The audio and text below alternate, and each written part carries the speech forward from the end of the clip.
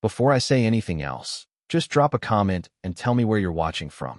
Because this story is the kind of suburban circus that could honestly happen anywhere, and you'd be shocked how many folks recognize their own street in it.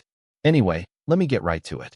Picture a cul-de-sac so tidy it almost feels staged, grass cut with ruler precision, SUVs lined up like trophies, and a weird, unspoken rule that nobody talks above a murmur after dinner. That's where I live. Or, more accurately, that's where I survive, because, man, you don't really live in a place like this. Not if you're Ethan Parker and you have a porch pirate problem. One Thursday, I got a package delivered notification at 10:07 p.m. I opened my door. Nothing. Not even a smudge on the welcome mat. That knot in my gut, you know, the one you get when you realize you're about to get gaslit by your own neighborhood? Yeah, that. Third time this month. 2 tools, headphones, even a drone. Battery, poof, all gone.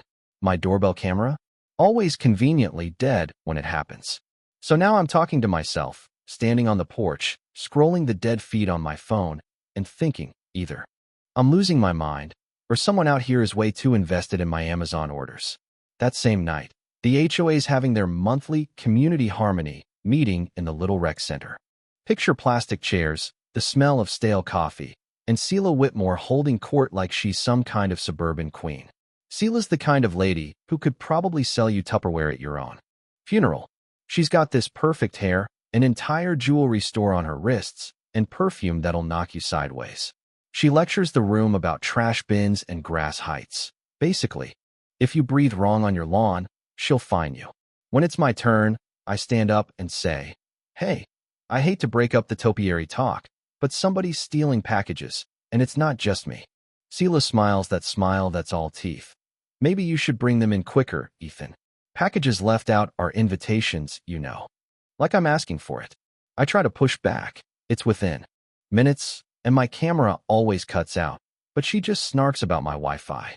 People laugh, and I just sit back down, feeling like I swallowed a stone.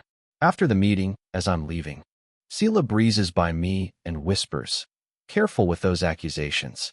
Wouldn't want people talking about the wrong neighbor." She climbs into her shiny Lexus, drives off, and I'm left in the glow of the world's saddest street lamp, feeling like a total chump. I check the neighborhood Facebook group, and there's Selah again, already posting. Some folks need to keep better track of their packages. Cue the laughing emojis. I comment about my dead camera, comment deleted. A second later, I'm blocked from the group. Yeah, that happened. But that's the moment something flips in me. You know when you just snap?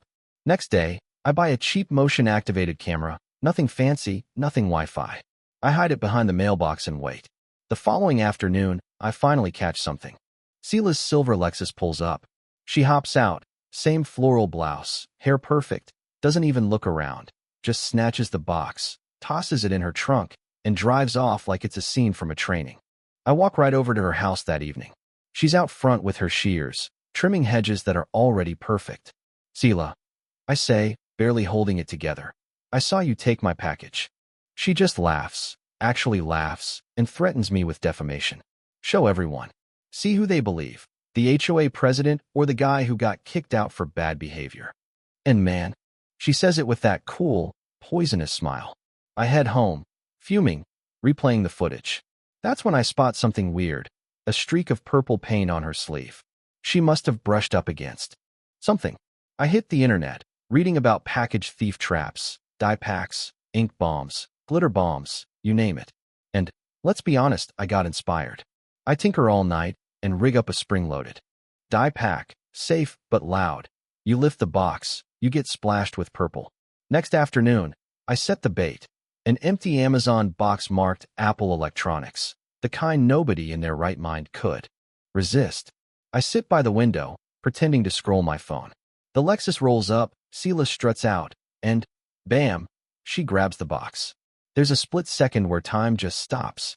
She hesitates, smirks at her reflection in my window, and then, the trap goes off. This incredible burst of purple explodes everywhere. Her arms, face, blouse, pants, even her shoes. She screams, stumbles backward, throws the box in the air, and sprints for her car, leaving a trail of purple footprints. I'm laughing so hard I nearly fall over. Justice, Finally, and it's neon violet. 10 minutes later, she's on Facebook, screaming about vandalism and criminal neighbors. She posts a picture of her ruined Lexus, purple streaks everywhere, and tries to blame me. That's when I drop my footage in the thread. Caption: Karma delivers faster than UPS. It goes viral. People are losing it, laughing, sharing, finally realizing I wasn't just the neighborhood crank. Now here comes the twist. The HOA calls an emergency meeting. The entire neighborhood shows up, buzzing. Sela's there, still faintly purple, acting like she's the victim. I play the footage. The room goes silent, then erupts with laughter. The vice president, Douglas, just sighs. That's pretty clear, Sela. She tries to claim it's edited, but someone yells, then why's your car look like a smoothie? The room breaks. Sela's removed from the board, pending review, but everybody knows that's it. On my way out, I pass her Lexus, still purple, even after a dozen car washes. Somebody's put up a cardboard sign. Package thief caught purple-handed. I mean, you can't make this stuff up. That tightness in my chest finally loosens. For once, it feels like the world's back on its axis. Next day, Sela tries one last move. She drops a violation notice in my mailbox for conduct unbecoming.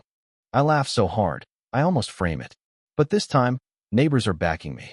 Screenshots, messages, even confessions about their own stolen packages. The tide turns. Sela can threaten, but her armor's cracked. You'd think the story ends here, but let me tell you, karma's got a sense of humor. That evening, Sela shows up, hair still streaked, face blotchy, and threatens to call the cops. I invite her to do just that. I've got all the footage you need, officer. She storms off, muttering. Later, the HOA president herself comes by, stiff but contrite, says Sela's privileges are revoked and the board's making things right. Her Lexus gets towed, too. Never seen a purple car get so many photos. And, as the sun sets, I spot a new box on my porch, untouched, right where it should be. My missing camera system finally arrives. For the first time in months, I leave it outside overnight, just to test my luck. Morning comes, and it's still there. Guess the message got through. Sometimes you have to get a little messy to get some peace. Now, here's where I leave it to you. Was I out of line? Was the die trap too much, or just right? What would you have done in my shoes? Drop your verdict in the comments. Let's settle this like a real neighborhood, out in the open. Justice, revenge, or just another day in suburbia? You tell me. You ever notice how, right after the storm, the air feels heavier, not lighter? That's exactly what settled over Maple Trace the next few days. On the surface, everything looked the same. Lawns clipped to military spec, neighbors waving that halfway from their driveways, sprinklers spinning like nothing ever happened. But every porch light flicked on a little earlier at night, and for the first time, people actually locked their cars, like maybe purple dye was contagious. That's when things got weird. I started getting these messages from neighbors who never even nodded my way before.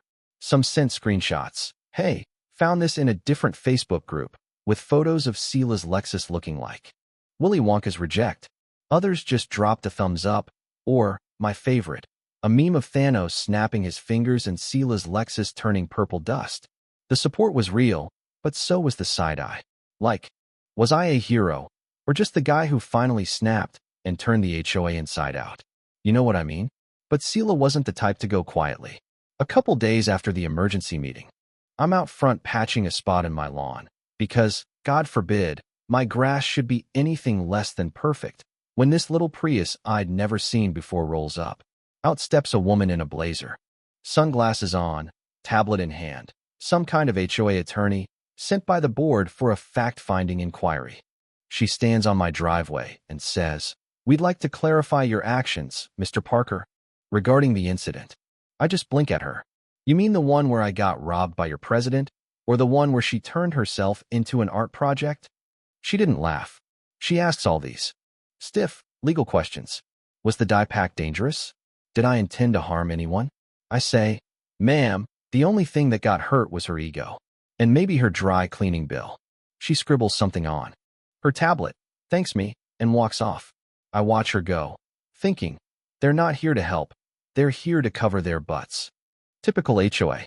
That night, I'm sipping a beer on the porch, my new ritual, when Doug, the mild-mannered vice president, comes by. He lowers his voice, leans in close, says, "Just so you know, some folks on the board are nervous." Sela's threatening to sue the HOA. Sue you, sue Amazon. But, most of us are glad someone finally stood up. Then he grins, almost sheepish. "By the way, did you ever get your drone battery back?" I crack up. "No, Doug. But if you see a purple drone flying around, it's probably hers." Then, twist time, someone else's packages start going missing. Not mine. Not anymore. This time it's the loud family at the end of the street, the ones with the trampoline and Christmas lights up in March. Their stuff disappears, but get this. The camera footage shows a teenager, some kid in a hoodie, not Sela. Suddenly, the narrative shifts. Now there's a copycat, and the neighborhood chat explodes all over again. The board, desperate to show they're in control, sets up a whole community watch. Doug tries to rope me in as unofficial advisor. Me, the guy they nearly kicked out a week ago. Sela, meanwhile, is nowhere to be seen. Her house stays dark, no cars in the driveway, blinds drawn tight. The grape-colored Lexus eventually vanishes, either cleaned or sold, or just too embarrassing to keep around. Honestly, I could have let it go, but the vibe in Maple Trace had changed. People started talking, not just about lawns and mailboxes, but about real stuff. Who's looking out for who? Who's got your back? Even the most uptight neighbors started waving for real, not just the awkward head nod. Somebody even organized a block party. It was the first time I'd seen the whole street out on their lawns, laughing, telling stories, sharing food that wasn't individually wrapped or HOA approved. As for me, I never did get an apology from Sela. She ended up moving out a month later. Word was, she blamed the toxic atmosphere. But really, nobody wanted to look her in the eye. Every once in a while, I'd find a random package on my porch, sometimes stuff I didn't even order, just as a joke. My old welcome mat, which vanished the first week I moved in, showed up again, scrubbed clean, like it was never gone. Now, if you'd asked me 6 months ago, I'd have said this place was just a stopover, a suburb like any other, one HOA meeting away from total insanity. But after all that, I kinda get it. Neighborhoods aren't about rules or lawn heights or even porch pirates. They're about what happens when people finally see each other, when somebody stands up, messy, loud, a little bit petty, and the rest decide, yeah, that's enough. So, I'll ask again, was it revenge, justice, or just a much-needed shakeup? Would you have gone as far as I did, or just let it slide? Hit me in the comments. And, hey, if your neighbor's package turns up purple, maybe check the HOA president's sleeves. Because sometimes, karma just needs the right shade to make a point.